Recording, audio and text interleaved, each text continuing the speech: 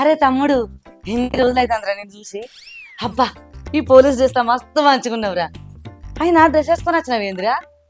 ఏం లేదక్క, డ్యూటీ నుంచి ఇటే వచ్చిండే. నేను చూసినట్టు ఉంటది, నీ అత్తకు ఒకసారి జలకిచ్చినట్టు ఉంటది అని వచ్చిన.